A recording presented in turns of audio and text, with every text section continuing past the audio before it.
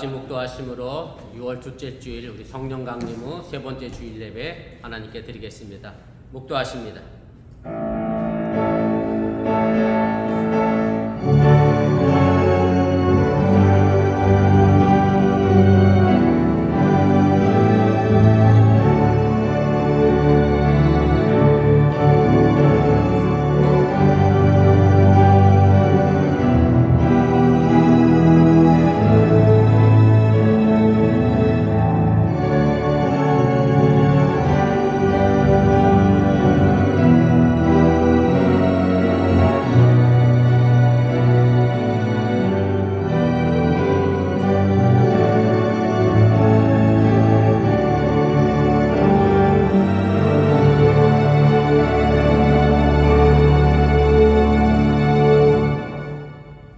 내가 여호와께 바라는 한 가지 일 그것을 구하리니 곧 내가 내 평생에 여호와의 집에 살면서 여호와의 아름다움을 바라보며 그의 성전에서 사모하는 그것이라. 아멘.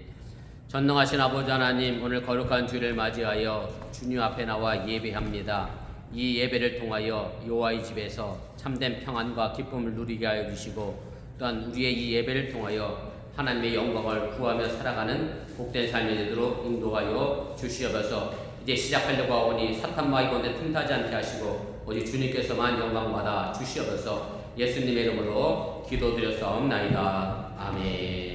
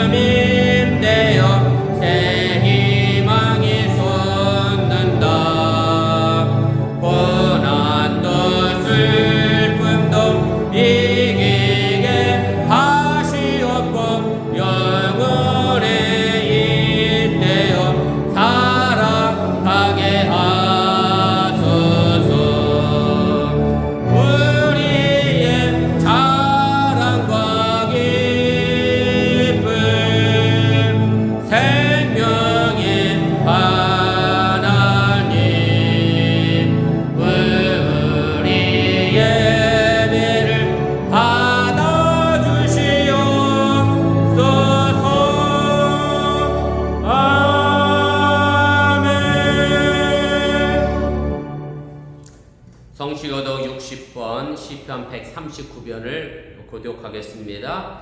여호와여 주께서 나를 살펴보셨으므로 나를 아시나이다. 주께서 내가 앉고 일어섬을 아시고 멀리서도 나의 생각을 밝히 아시오며 나의 모든 길과 내가 눕는 것을 살펴보셨으므로 나의 모든 행위를 익히 아시오니 여호와여 내 혀에 나를 알지 못하시는 것이 하나도 없으시니이다. 내가 주의 영을 떠나 어디로 가며 주의 앞에서 어디로 피하리이까. 내가 하늘에 올라갈지라도 거기 계시며 수월에 내 자리를 펼치라도 내가 계시나이다. 내가 새벽 날개를 치며 바다 끝에 가서 거주할지라도 거기서도 주의 손이 나를 인도하시며 주의 오른손이 나를 붙드시리이다. 하나님여 나를 살피사 내 마음을 아시며 나를 시험하사 내 뜻을 아옵소서. 내게 무슨 악한 일가 있나 보시고 나를 영원한 길로 인도하소서. 아멘. 전능하사 천지를 만드신 하나님 아버지를 내가 믿사오며 그의 아들 우리 주 예수 그리스도를 믿사오니 이는 성령을 기하사 동정녀 마리아에게 나시고 본디오 빌라도에게 고난을 받으사 십자가에 못 박혀 죽으시고 장사한 지 사흘 만에 죽은 자 가운데서 다시 살아나시며 하늘로서 전능하신 하나님 우편에 앉아 계시다가 저로서 다한 자와 죽은 자를 심판하러 오시리라. 성령을 믿사오며 거룩한 공예와 성도가 설교통하는 것과 죄를 사하여 주신 것과 몸이 다시 사는 것과 영원히 사는 것을 믿사옵나이다. 아멘.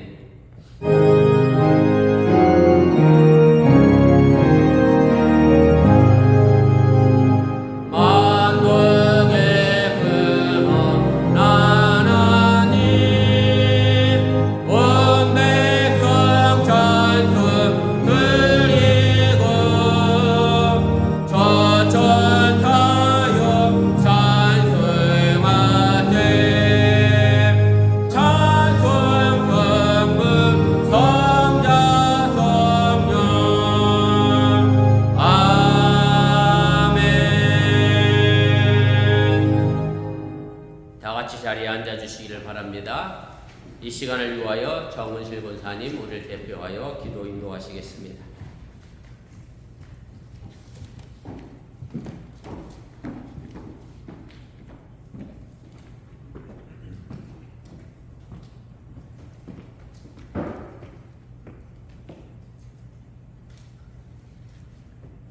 다 같이 기도드리겠습니다. 사랑 가운데가 풍성하신 하나님, 저희를 늘 지켜주시고 보호하여 주시고 건강 주셔서 오늘도 주님 전에 나와 예배드리게 하시니 감사드립니다. 아멘. 오늘 드려지는 이 예배가 저희의 마음과 뜻을 다하여 주님께 온전히 드려지는 예배가 되게 하소서. 주님 이 예배에 오시어 저희의 굳은 심령을 어루만져 부드럽게 하여 주시고 저희의 상한 심령을 위로하여 주시고 힘을 주소서. 저희의 연약함을 아시는 주님, 저희의 연약함을 주님의 사랑으로 강건케 하여 주시고 치유와 회복의 은혜를 주시옵소서. 주님 매일의 삶 속에서 널 주님 바라보게 하시고 널 주의 말씀 사모하고 주님의 음성에 귀를 기울이고 주의 보혈을 의지하여 널 기도하는 저희가 되게 하소서. 한평생 사는 동안 주님 안에 굳건히 서 있고 주님 안에 하나 된 마음을 가지고 주의 몸된 교회를 섬기고 믿음의 지체를 섬기고 이웃을 섬기고 항상 주 안에서 기뻐하며 감사한 마음으로 살아가게 하소서. 주님 이병수 담임 목사님 널 성령 충만케 하여 주시고 영육으로 강건케 하여 주소서. 주의 일을 하실 때에 부족함이 없게 하시고 주의 능력의 손으로 인도하여 주소서. 그리고 목사님 가정이 늘 평안하게 하시고 사모님 건강이 잘 회복되어 건강으로 인하여 근심 걱정이 없게 하여 주소서. 목사님 오늘 전하는 말씀 위에 성령 충만케 하시고 역사하여 주셔서 말씀 듣는 저희 영혼이 새롭게 되어 위로함을 받고 힘을 얻게 되는 은혜가 있게 하소서. 주님 오늘 여러 가지 사정으로 인하여 예배에 나오지 못한 성도님들이 있습니다. 주님 찾아가시어 함께하여 주시옵소서. 있는 자리에서 주님께 예배하고 주님 만나는 기쁨을 누리게 하소서. 주님 이 예배를 위하여 이 교회를 위하여 말없이 헌신하고 기도하는 손길들이 있습니다. 주님 그 손길들의 주의 복을 넘치도록 부어주시옵소서. 예수님의 이름으로 기도합니다. 아멘.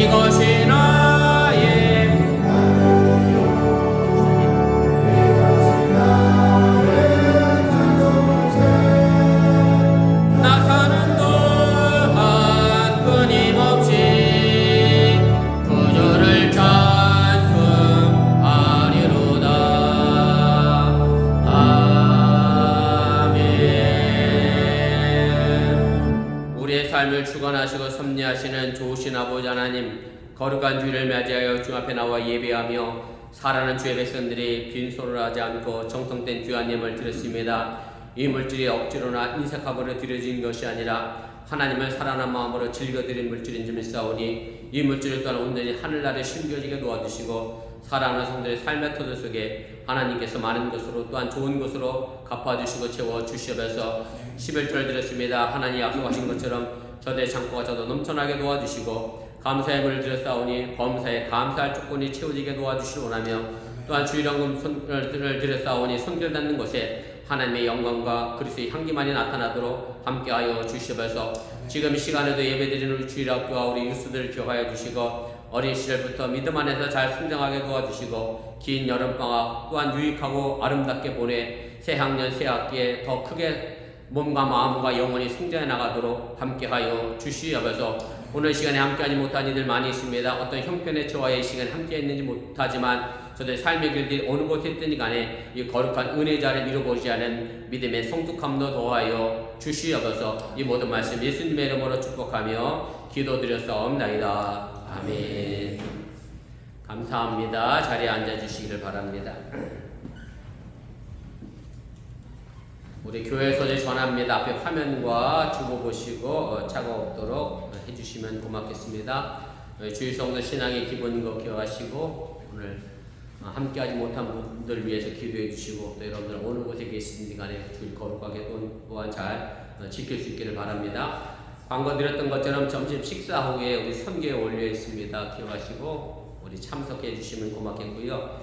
그 다음에 마리아 여성교회 우리 회장님, 우리 장군사님은 딸내미 희가 이사해서 이사 때문에 시카고에 이삿짐 나가도록 하셨습니다. 아마 오늘 다시 내려오실 것 같은데 차로 한 12시간 정도 아마 걸리니까 어쨌든 오는 발걸음을 위해서 기도해 주시면 좋겠고 마리아 여성교회 원래는 다음 주에 하도록 하겠습니다. 그 다음에 다음 주는 아버지 날입니다. 물론 우리 어버이 주일을 이미 지켰습니다만은 가정에서 또 아버지 날인 거 기억해 주시면 좋겠습니다. 그 다음에 교회 창립 기념 주일이 우리 6월 30일 날 제가 지키려고 했는데 6월 30일 그 주간부터 셧다운이라는 얘기를 들어서 한 주간을 땡기는 게 낫지 않을까 생각이 듭니다. 아무튼 한 주간 땡기는 것을 여러분들 이해해 주시면 좋겠고요. 원래 우리가 창립 기념일이 6월 29일이거든요. 한 주간 땡겨도 무리가 없을 듯하고 그래서 그 주간도 그렇고 그 다음에 7월 첫째 주일도 그렇고 두 주 애찬 없는 게 나을 수도 있겠네요. 작년에도 셧다운 기간 때문에 애찬 문제가 많이 힘들었는데 그럼 우리 창립 기념일은 한 주간 땡기는 것으로 하고 6월 30일과 7월 7일은 셧다운 기간으로 해서 애찬을 없는 것으로 그렇게 하겠습니다. 그래서 여러분 어쨌든 셧다운 기간에 오고 가는데 자유롭게 오고 갈 수 있도록 그렇게 해주시고 어느 곳에 계시든 간에 주일 기억하고 또 안전운전 할 수 있도록 그렇게 해주시면 고맙겠습니다. 그 다음에 뭐 제가 그냥 대표로 말씀드리는 게 좋을 것 같아서 우리 김민주 지사님 아들 현이는 지난주에 그 혈액 검사를 다시 했고요. 단백질 수치가 다시 올라갔습니다. 그래서 뭐 어린아이라 그 단백질 수치 내리는 게 혈압약 쓰는 거거든요. 혈압을 더 늦게 쓸 수는 없어서 그러면 저혈압이 되니까 현이가 기력도 많이 쇠어 있어서 신장내과 쪽에서 일단 어린이 병원으로 전원시켰습니다. 그렇게 하시고 버밍햄에 있는 UAB 병원 바로 옆에 어린이 병원이 있습니다. 어쨌든 우리 현이 위해서 기도해 주시고 또 우리 김민희 지사님 불안해하지 않도록 기도해 주시고 또 이번 기회로 우리 현이가 어쨌든 회복할 수 있는 길과 방법을 찾아 나갈 수 있도록 위해서 기도해 주시면 고맙겠습니다. 그 다음에 혹시 제가 알아야 될 광고 있나요? 다른 광고 없으시면 오늘 저희 교회 처음은 아니시라는 말씀 제가 전해 드렸고 우리 김민상 성도님 우리 정진아 성도님 제가 보기에 가운데 앉아 계신데 따뜻하게 박수로 환영해 주시고 장로님 말씀이 강 목사님 계실 때 오셨었다고 그러니까 벌써 8년, 7년, 9년 전이신데 아무튼 다시 뵙게 돼서 감사를 드립니다. 다른 광고 없으시면 우리 하나님 말씀 보겠습니다. 빌립보서입니다.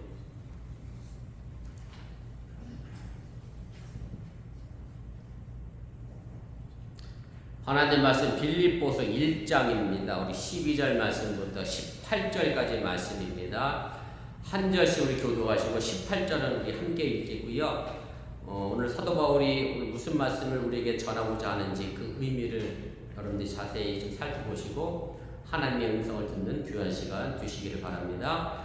형제들아, 내가 당한 일이 도리어 복음 전파의 진전이 된 줄을 너희가 알기를 원하노라. 이러므로 너희의 이름이 그리스도 안에서 모든 신뢰함과 그 밖의 모든 사람에게 나타났으니 형제 중 다수가 나의 매임으로 말미암아 주 안에서 신뢰함으로 겁없이 하나님의 말씀을 더욱 담대히 전하게 되었느니라.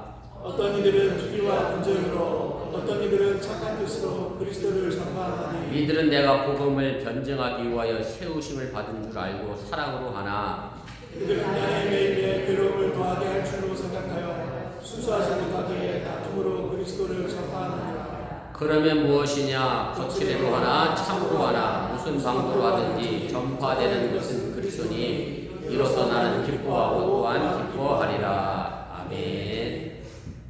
이 시간 우리 마가속기에 특별 찬양 있겠습니다.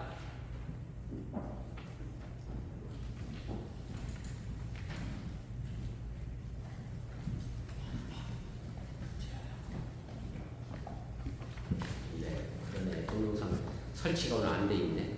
좀 찍어주세요. 안 흔들리게 벌쓰는 마음. 꺼내놓으셨구나. 좀 기다리세요. 설치하실 줄 아는 분이 하세요. 김정호 선생님 하세요. 아시는 분이 해요.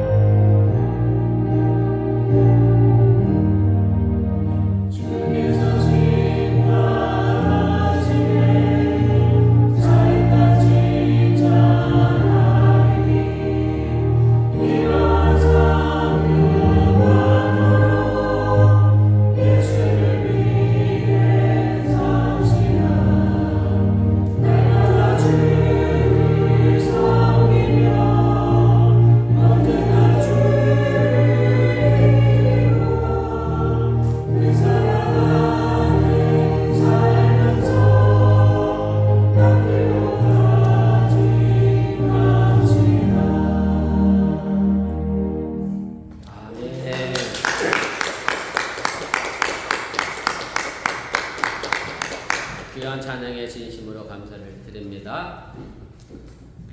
대한민국 스포츠 역사에서 큰 획을 그은 선수 중에 한 사람이 저는 이제 김연아 선수라고 생각이 됩니다. 여러분들 잘 아시는 것처럼 김연아 선수가 우리 피겨스케이트 골모지에서 정말로 최고의 실력을 가지고 최고의 금메달을 따냈던 선수인데, 제가 어렸던 시절에는 사실 피겨스케이팅은 아무나 타는 그런 스케이트가 아니었습니다. 부자들의 전유물이었고, 또 선수들도 대부분은 유럽 선수들이었고, 또 러시아 선수들이었고 한국에서 피겨 선수가 된다는 것 자체가 참 힘들고 어려웠던 시절이 제 어렸던 시절입니다.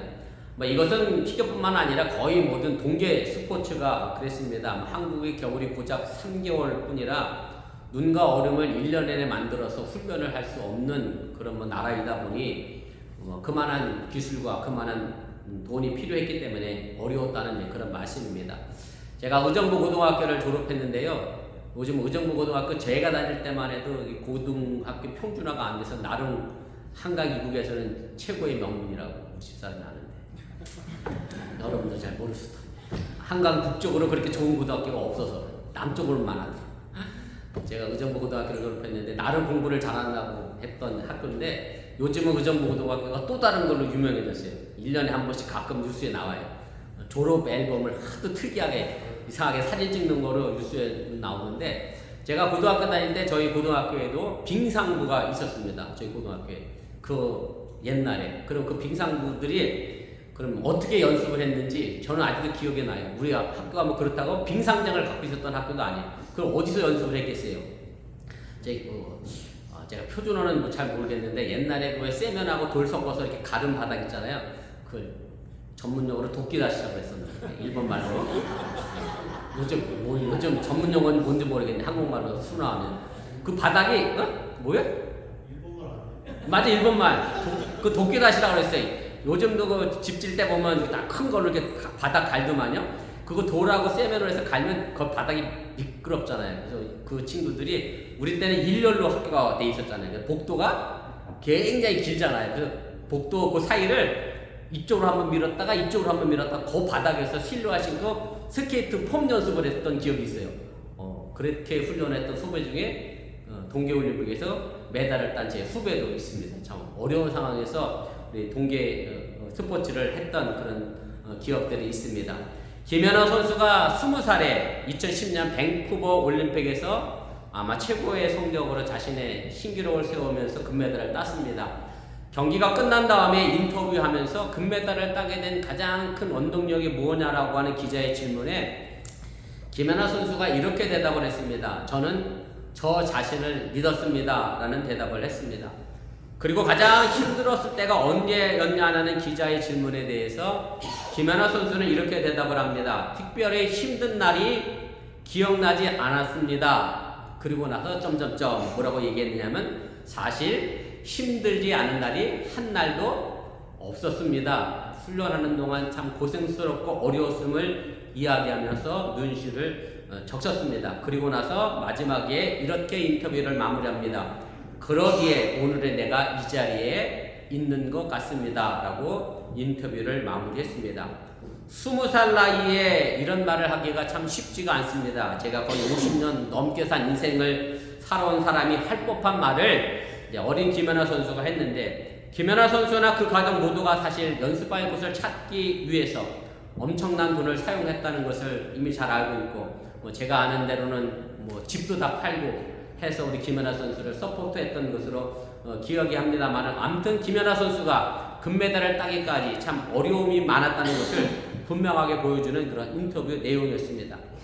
어린 사람의 말이지만 참으로 소중하게 다가옵니다. 자신에 대한 믿음을 가지고 현재의 고통을 이겨내는 것이 결코 쉽지 않은데 그 일을 이루어낸 김연아 선수는 그래서 여전히 대한민국의 피겨 영웅으로 남아있다 그런 생각을 합니다.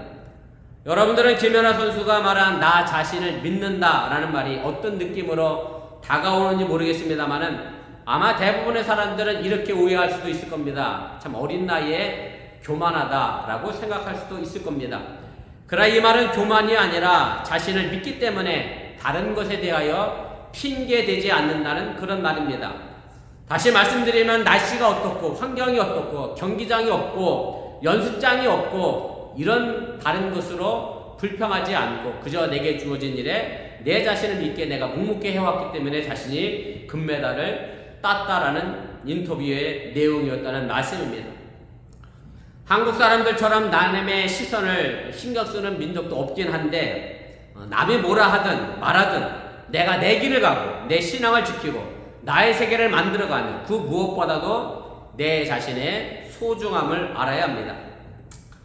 2차 세계대전 당시 히틀러를 암살하려다가 체포돼서 39세 젊은 나이로 막 2차 세계대전이 끝나기 직전에 교수형을 당한 목사님이 계십니다. 바로 디트리 보네포 목사님이신데 우리 하늘문 성가대가 선한 능력이라고 하는 곡으로 찬양을 했는데 그 선한 능력이라고 하는 그 시를 이 보네포 목사님이 지었습니다. 보네포 목사님이 독일 감옥에서 쓴 시 가운데 이런 시의 내용이 있습니다. 나는 누구인가 라고 하는 시인데 다 읽으면 길어서 제가 발췌해서 몇 부분을 읽어드릴 테니 여러분들 그 내용을 좀 생각해 보시면서 보네포 목사님이 감옥에서 어떤 생각을 하고 있었는지를 좀 이해해 보시면 좋겠습니다. 나는 누구인가? 사람들은 가끔 말한다. 나는 좁은 감방에서 일어나 조용하고 즐겁고 확고하게 걷는다고. 마치 자기 성의 영주처럼. 나는 누구인가? 사람들은 가끔 말한다. 나는 감시인에게 자유롭고 친절하고 분명하게 말을 건넨다고. 마치 내가 상관인 것처럼. 나는 누구인가? 사람들은 또 말한다. 나는 불행의 날들을 평온하게 웃으면서 자랑스럽게 잘 견딘다고. 승리에 익숙한 사람처럼. 제가 중략하겠습니다. 기도하는데도 지쳤고 생각하기도 지쳤고 만드는데도 지쳤고 기록도 없이 모든 것의 작별을 구하고 싶어지는 나는 누구인가? 이런 사람인가? 다른 사람인가? 나는 오늘 한 인간인가? 그리고 내일은 다른 인간인가? 아니면 둘 다인가? 다른 사람 앞에서는 위선자이고 나 자신 앞에서는 경멸스럽게 수치심이 가득한 약골인가? 나는 누구인가? 그들은 이렇게 질문하는 나를 모독한다. 내가 누구이든 간에 오 하나님 당신은 아십니다. 나는 당신의 것이라는 것을. 보네포 목사님은 감옥에 갇혀 있으면서도 감옥에 갇혀 있지 않는 것처럼 행동하고 생활을 했습니다. 어떤 고문을 당하든 간에 보네포 목사님은 거기에 의하여 자신의 삶을 포기하지 않고 절망하지 않았습니다. 그러나 한편으로는 목사이면서도 불구하고 기도하기에 지쳤고 생각하기에도 지쳤고 기력도 없던 감옥 생활을 했습니다. 어떤 추악한 권력 앞에서도 내가 나일 수 있는 사람, 어떤 슬픔과 아픔 속에서도 나다운 사람이 되고자 보네포 목사님은 그렇게 자신을 찾아가고 있었고 내 자신이 바로 곧 하나님의 것이라는 것을 본인 스스로가 고백을 하게 됩니다. 나다운 것, 참나를 찾는 것이 바로 우리 신앙의 본질이라고 할 수 있습니다. 그래서 모세가 처음 만난 하나님도 자신을 이렇게 소개합니다. 출애굽기 3장 14절에 보면 떨기나무 불꽃 가운데 임하셔서 모세에게 나는 스스로 있는 자라 라고 밝힙니다. 공동 번역 성경에 보면 이것을 가지고 나는 나다라고 번역했습니다. 영어에 보면 똑같이 나는 나다로 번역될 수 있는 영어를 사용하게 됩니다.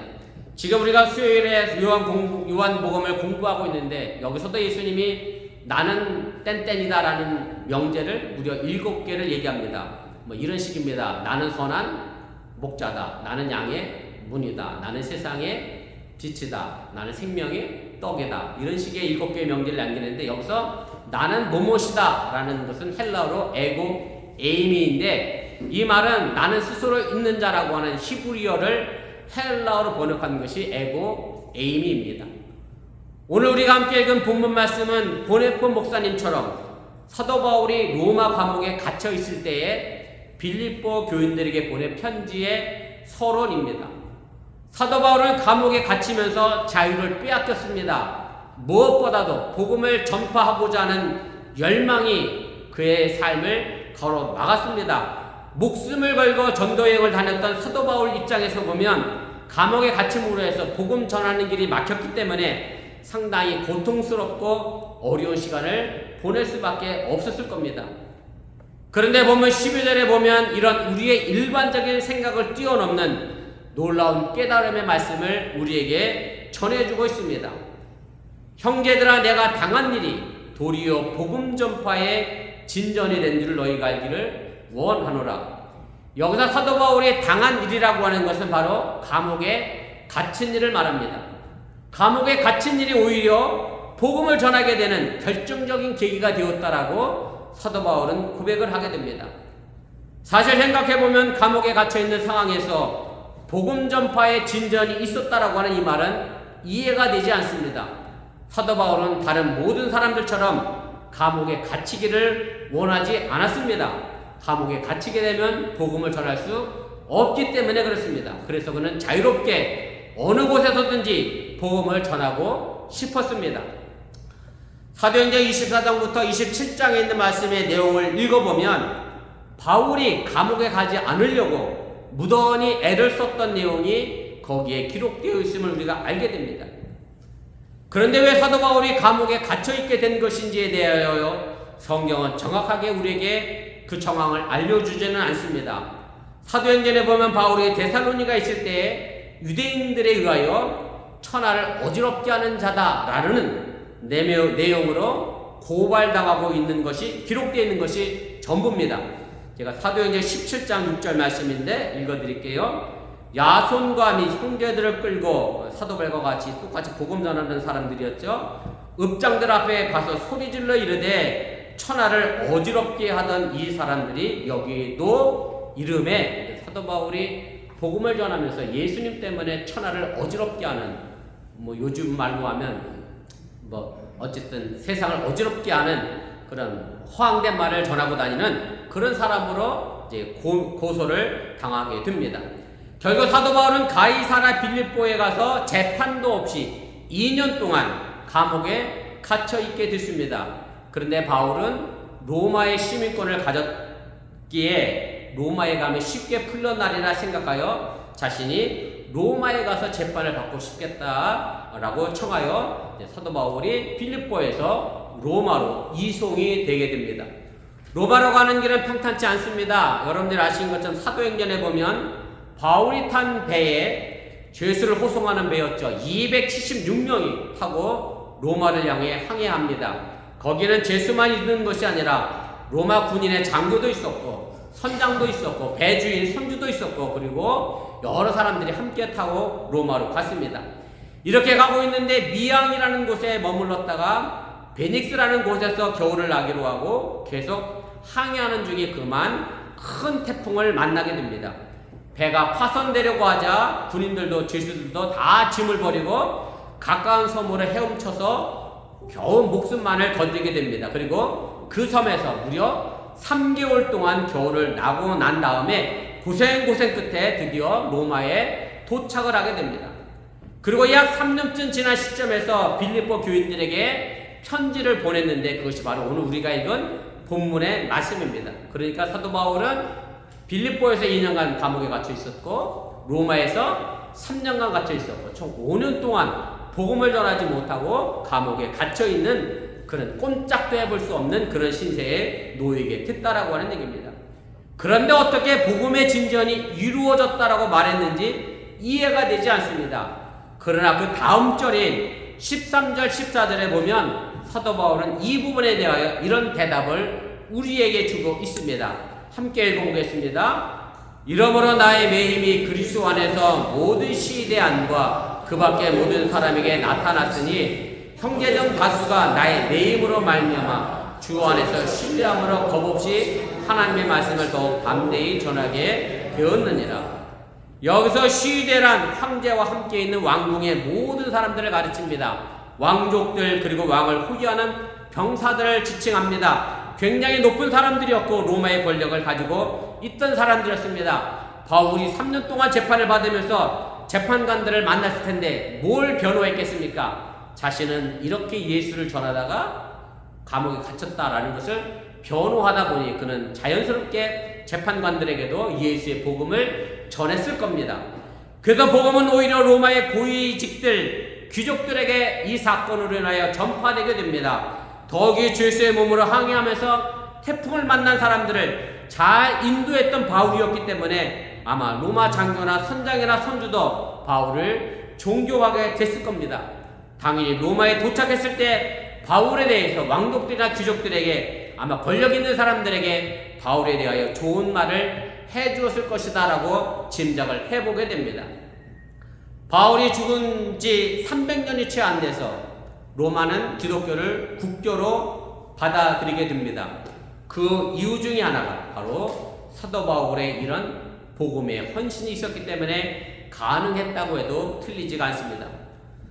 초대교회 때 가장 악독하게 박해를 심하게 했던 황제가 있습니다.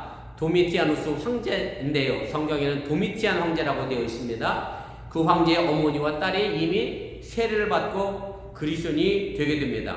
사도 바울은 이 깨달음 속에서 디모데후서 2장 9절에 이렇게 말합니다. 복음으로 말미암아 네가 죄인과 같이 매이는 데까지 고난을 받았으나 하나님의 말씀은 매이지 아니하니라. 참으로 놀라운 깨달음입니다. 감옥에 갇혀 있다고 해서 하나님의 말씀까지 감옥에 갇혀 있는 것은 아니라는 얘기입니다. 오히려 말씀은 막으면 막을수록 더 커졌습니다. 말씀은 소망과 약속입니다. 감옥에 갇혀 있다고 해서 하나님이 주시는 소망이 절망이 되고 약속이 사라지는 것이 아니라는 말씀입니다.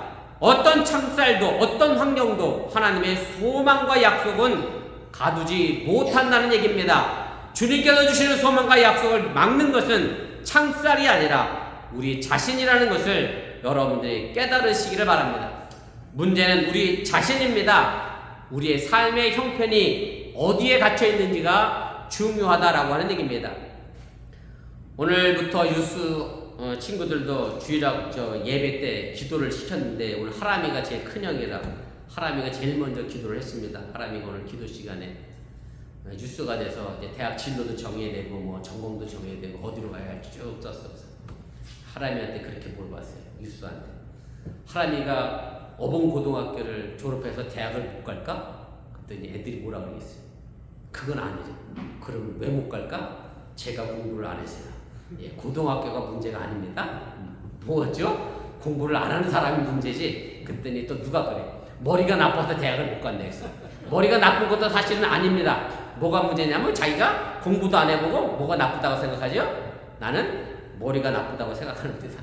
네, 내 자신이 문제지 내 주위의 환경이 나를 가두는 것은 아닌 것을 여러분들이 기억하시기를 바랍니다.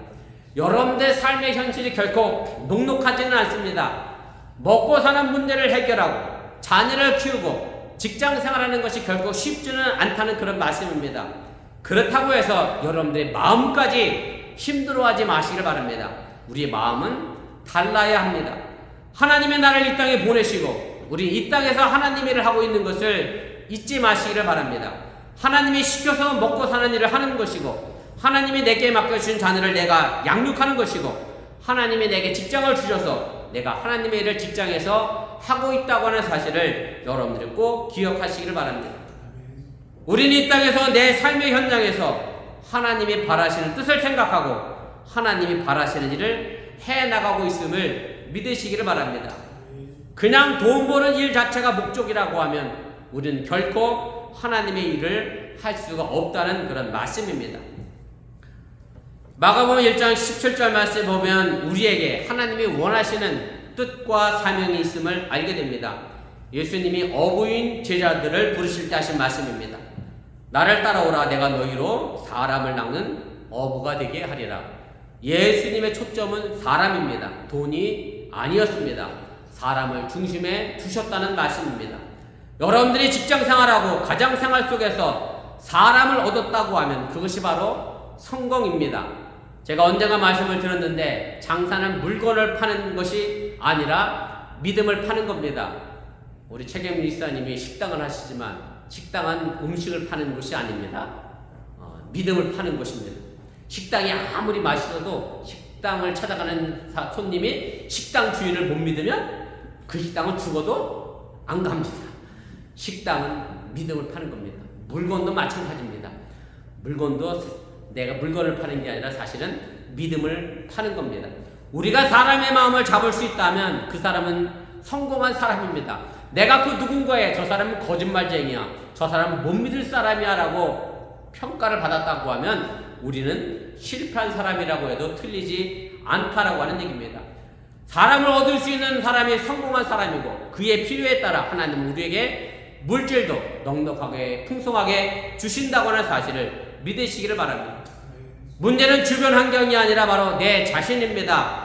내 자신이 하나님 앞에서 얼마나 바로 서 있느냐가 초점이 되어야 한다는 말씀입니다. 물론 사람의 마음을 얻는 것, 사람을 위한 삶이 쉬운 것은 아닙니다. 사람을 얻으려고 하면 존중해야 합니다. 내가 하나님의 자녀인 것처럼 그 사람도 하나님의 귀중한 자녀임을 인정해야 합니다. 그렇게 사람을 섬길 줄 알아야 우리가 사람을 얻게 된다는 그런 말씀입니다. 그런데 문제는 세상 사람들은 나처럼 다 그렇게 생각하지 않는데 문제가 생깁니다. 오늘 보면 15절 말씀 보면 복음을 전하는데도 투기와 분쟁으로 하는 사람이 있다라고 사도 바울은 이야기합니다. 이 말씀에서 분명하게 나타나는 것은 예수님의 복음을 전하는데 투기와 분쟁으로 한다는 것으로 보아 이 사람들은 예수를 믿는 사람들입니다. 예수 믿지 않는 사람들이 투기와 분쟁했다는 뜻이 결코 아닙니다. 또한 이 사람들이 예수 그리스도를 적극적으로 전파했다는 것으로 봐서 교회 지도자들이라고 우리가 생각해 볼 수가 있습니다. 쉽게 말씀드리면 이런 얘기입니다. 사도 바울이 복음을 전하다가 감옥에 갇혔어요. 우리 동네에도 교회가 몇 개가 있죠? 이 인근에 우리도 연합 모임이 있거든요. 한인교회가 지금 7개인가 8교회가 모여요. 우리가 9개 정도 되나 보다. 보헬라에까지 버밍에 알렉산더 시티에서 벨리까지 해서 연합회 모임이 있는데요. 교회가 여러 개 있잖아요. 사도 바울 당시에도 사도 바울이 복음을 전하는데 사도 바울만 전한 게 아니라 사도 바울을 적대했던 사람들도 성경에 보면 나오잖아요. 그 사람들도 복음을 전했거든요. 이런 거죠. 사도 바울이 감옥에 갇혔어요. 그랬더니 복음을 전하는 다른 사람들이 뭐라 그랬겠어? 사도 바울이 복음 전하다 감옥에 갇힌 게 아니라 일부 예배는 바로 이렇게 반응이 나오는데 아싸! 이러던데? 사도 바울이 복음 전하다 감옥에 갇혔으니 아싸! 누가 덕을 보겠어? 제가 나 아침에 충격받았어. 이병수 목사가 어본감리에서 복음을 전하다가 감옥에 갇혔다. 여러분들은 어떻게 하려고 했더니 바로 우리 하람이가 오펠라이카를 만나. 야, 믿음은 없어도 의리는 지켜야지. 저는 감옥에 가지 않도록 하겠습니다. 사도 바울이 감옥에 갇혔더니 다른 복음 전한다니 아싸 한 거야. 아싸. 이참에 사도 바울을 따르던 사람들을 전부 어디로 끌고 갔어요?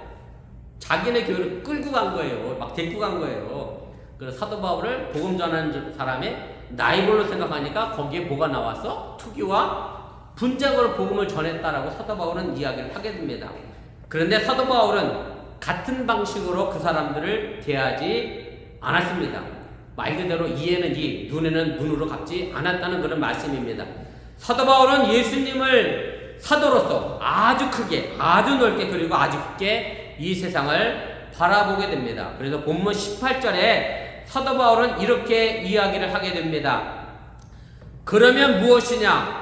거칠애로 하나, 참으로 하나, 무슨 방도로 하든지 전파되는 것은 그리스도니 이로써 나는 기뻐하고 또한 기뻐하리라. 영어 성경에 보면 더 important thing이라는 말을 썼는데 사도 바울에게서 중요한 건 그 사람이 투기와 분쟁으로 복음을 전했다는 게 아니라 어떤 모양이든지 간에 누가 나와게 돼요? 예수 그리스도의 복음이 전파되는 것이기 때문에 내가 기뻐하고 또 기뻐한다라고 이야기를 하게 됩니다. 여러분들도 남이 하는 선행 때문에 기뻐하시기를 바랍니다. 남이 하는 선행을 바라보며 시기하고 질투하지 마시길 바랍니다. 내가 아직도 그래야 한다면 난 아직 어린 아이고 아직 좋은 마음이 아니라는 얘기입니다. 사랑으로 하는 마음이 아니란 뜻입니다. 다른 사람을 통해 이루어지는 것들에 대하여 기뻐하시기를 주님의 이름으로 또한 부탁을 드립니다. 남이 거칠애로 하든 명예와 욕심으로 하든 누구 때문에 뭘 하든지 간에 상관없이 그것 때문에 기뻐할 줄 아는 사람이 되어야 한다는 그런 말씀입니다. 동네를 제가 걷다 보면 남의 집 정원이 멋있게 가꾸어진 집을 보게 됩니다. 저도 그래서 이참에 우리 집 정원도 깨끗이 가꿔 보겠다고 장미나무를 다 뽑고 수국을 심었습니다. 어느 집이 수국 심어놓은 게 너무 이쁘고 저도 수국을 심어놨는데 남의 집 정원보다 우리 집 정원 보면 가끔 짜증이 납니다. 저 집은 잘 가꿔놨는데 왜 우리 집은 이 엉망이냐, 풀도 제대로 안 뽑은 거 같고 막. 그런데 가만히 생각해 보면요, 그래요. 남의 집 정원이 이쁘게 가까워놨다 그래서 그 정원은 그 주인만 보는 게 아닙니다. 나도 걸을 듣다가 그 정원을 봅니다. 주인도 보고 나도 봅니다. 어차피 다 같이 보도록 정원은 가꾸어져 있는 겁니다. 종종 지나가면서 그 아름다움을 즐기면 됩니다. 나가 핏발선 경쟁으로 선행을 하든 아니 뒤틀린 마음으로 선행을 흉내내더라도 우리가 함께 기뻐하시길 바랍니다. 알고 보면 모든 것이 흉내내는 것에 불과하기 때문에 그렇습니다. 사실 우리가 예수님을 따른다라고 이야기합니다마는 따르는 것이 아니라 저는 이 부분에 대하여 흉내만 낼 뿐이라고 생각합니다. 어찌 참으로 할 수 있는지 참 마음으로 하기가 참 보기가 쉽지 않은 그런 세상이라고 하는 얘기입니다. 저 자신 스스로도 예수님을 100% 따라가느냐 라고 묻는다면 저도 그렇게 대답을 못합니다. 여러분 스스로가 한번 질문해 보세요. 나는 예수님을 100% 흉내내고 있나? 그렇지 못합니다. 어느 정도만 예수 믿는 사람처럼 흉내낼 따름입니다. 그러다 보니 우리는 사실상 누구가 이렇다 저렇다 남에게 뭐라 말할 자격이 없이 그저 예수님 앞에 겸손할 수밖에 없습니다. 누가 하든 어떤 마음으로 하든 거칠애로 하든 참으로 하든 무슨 방도로 하든지 간에 넉넉하게 품을 수 있는 여러분들의 마음을 가꾸시기를 바랍니다. 그래서 저는 사도 바울이 위대하고 위대한 사람이라 생각하고 그래서 사도 바울의 복음이 우리 신약 성경의 절반을 차지하고 있다고 생각을 하게 됩니다. 봄에 심어두었던 농작물에서 열매를 거두기를 시작했습니다. 제가 지난주부터 토마토 2개, 오이도 따고 호박도 2개 따서 어제 호박전도 부쳐 먹고 호박 색깔이 얼마나 예쁜지 너무 예쁘게 잘 자라서 아침마다 들여다보면서 내가 식물들을 거두고 있는데 여러분들이 이 성령 강림 절기 속에서 거칠의 마음으로 심든지 간에 참 마음으로 심든지 간에 뭔가 심으면 거기에 넉넉한 사랑의 열매가 맺혀지게 된다고 하는 사실을 여러분들이 믿으시고 우리 어번교회가 주님의 복음이 전파되는 것으로 인해 사도 바울처럼 기뻐하고 또 기뻐함으로 하나님의 일을 만들어 나갈 수 있기를 주님의 이름으로 간절히 축원을 드립니다. 기도하겠습니다. 말씀을 기억하며 우리 1분여 정도 합심해서 함께 기도하겠습니다. 오늘 사도 바울은 이떠든 내로라고 이야기합니다. 가장 중요한 것은 그리스도의 복음이 전파되는 것이라고 얘기했습니다. 비록 자신이 감옥에 갇혀 있어서 다른 복음 전하는 자가 사도 바울을 욕하고 비난하고 그가 없었던 5년의 공백을 다른 사람이 빼앗아가는 그런 상황 속에서 사도 바울은 왜 하나님 나를 감옥에 가두었습니까? 절망한 것이 아니라 하나님의 말씀을 감옥에 가둬둔 것이 아니라 그 말씀을 오히려 창살 너머로 전하였던 것을 우리가 보게 됩니다. 우리 인근 지역에 여러 한인교회가 있습니다. 다 복음을 전하는 교회입니다. 그것이 건치리로 하든 참으로 하든 어떤 모양이든 경쟁 속에 있는 교회든 아니든 간에 상관없이 그리스도의 복음이 전파되기에 우리가 그것으로 인하여 참으로 기뻐하고 또 기뻐할 수 있기를 바랍니다. 자꾸 교회가 물론 일부 교회가 그렇습니다만은 교회가 영업하는 것처럼 변해갑니다. 사람들을 끌어모으려고 합니다. 손님을 모으려고 합니다. 목사가 아니라 CEO로 전락해버리는 이 시대 속에서 우리는 과연 어떤 복음의 진리를 향하여 오늘도 나아가고 있는지 그저 손님만 많으면 우리 교회가 최고라고 생각하는 그런 잘못된 편견 속에 우리가 사로잡히지 않기를 바라며 내 마음에 주신 하나님의 말씀을 정말로 주의 말씀을 100% 흉내내어 나가는 저와 여러분들이 되어줄 수 있기를 주님의 이름으로 축복합니다. 잠시 기도하겠습니다. 사랑의 하나님 오늘 시간에 부족한 중에 잠시 말씀을 전했습니다. 행여 잘못 전한 것이 있으면 저들 마음과 생각 속에 하나님께 도와주시고 하나님의 구원의 말씀만 마음속에 남아 저의 삶을 지게 되는 일 구하여 주시면서 사도 바울이 감옥에 갇혔습니다. 억울하지요. 그가 뭘 잘못해서 감옥에 갇힌 게 아닙니다.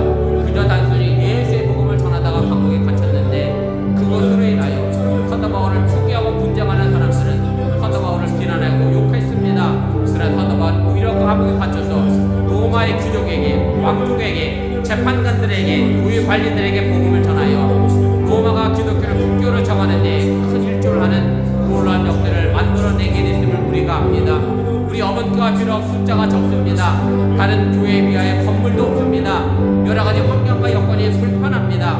그러나 경쟁적으로 하나님 사람들을 모으는 그런 교회의 모습이 아니라 정말 예수 그리스도의 참된 본질을 전하며 증거함으로 말미암아 다른 교회가 부흥하고 성장하는 모습을 보면서 왜 우리 교회는 이렇지 절망과 좌절이 아니라 다른 교회의 성장의 모습을 보며 또한 기뻐하고 또 기뻐할 수 있는 마음의 넉넉함과 풍성함도 우리 우리에게 허락하여 주시면서 어찌되었든 간에 전해지는 것은 예수의 복음이 오니 우리가 그 수련에 함께 기뻐하며 이 땅에 참된 하나님의 나라를 전파해 나갈 수 있는 믿음의 주인공 되도록 함께하여 주시옵소서. 사도 바울이 감옥에 갇혔습니다. 5년이라고 하는 기 공백 시간. 왜 하나님은 나를 감옥에 가두었습니까? 원망하고 불평하고 절망에 대한 시간 속에 사도 바울은 기뻐했고 감옥에 밖에 있는 사람들을 향하여 항상 기뻐하라 그렇게 복음을 전합니다. 그리고 하나님의 말씀을 창살 너머로 로마의 관리들에게, 왕족들에게, 귀족들에게, 재판관들에게, 로마의 장교들에게 복음을 전함으로 말미암아 오히려 복음의 진보를 이루었다라고 고백합니다. 우리 어번교회가 어떤 믿음의 형태든 간에 예수의 모습을 흉내내는 믿음의 교회가 되게 하여 주시고 이를 통하여 복음을 전함으로 기뻐하고 또 기뻐하는 그런 믿음의 교회, 성숙한 교회, 하나님의 나라를 만들어가는 능력의 교회가 되게 하여 주시옵소서. 이 모든 말씀 예수님의 이름으로 축복하며 기도드렸사옵나이다. 아멘.